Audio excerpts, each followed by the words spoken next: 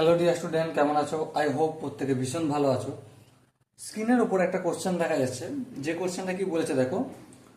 প্রথম 9টি মৌলিক সংখ্যার গড় কত?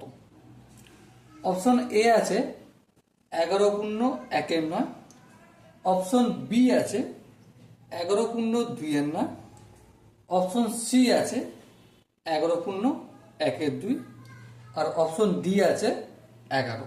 ওকে, চলো প্রথমে আমরা মৌলিক সংখ্যাগুলো লিখে নিই।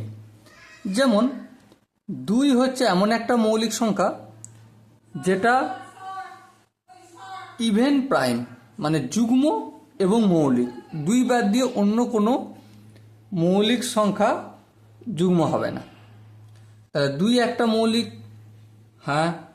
তারপর 3, তারপর 5, তারপর 7, তারপর 8 হবে, হবে না। 9 হবে, হবে না। 10 হবে, হবে না। 11, তারপর 13, 14 হবে না। 15 হবে না। 16 হবে না। 17, তারপর কি 17 পর 18 হবে না। 19 হবে। কটি বলেছে বইয়ে দেখো? 9টি। 1 2 3 4 5 6 7 8। আচ্ছা, 19-এর পর 21, 20 হবে, হবে না। 21 হবে, হবে না। 22 হবে না। 23 হবে।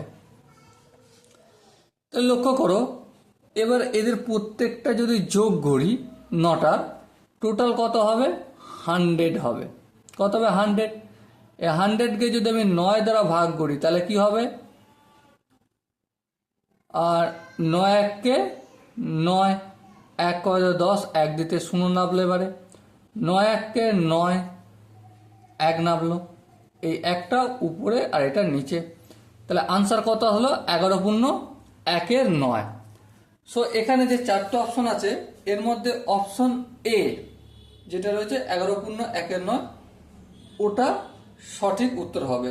ওকে, আই হোপ ডিয়ার স্টুডেন্ট প্রত্যেকে তোমরা বুঝতে পেরেছো। যদি কোনো জায়গায় ডাউট থাকে, অসুবিধা থাকে যে দাদা এই জায়গাটা বুঝতে পারছি না, কমেন্ট সেকশনে জানিও। প্রতিটা ডাউট দেখবো আর সে ডাউট অনুযায়ী ডেডিকেটেড ভিডিও আনবো। ওকে, সো দেখা হচ্ছে পরের সেশনে। ততক্ষণ পর্যন্ত ভালো থেকো, সুস্থ থেকো এবং জয় হিন্দ।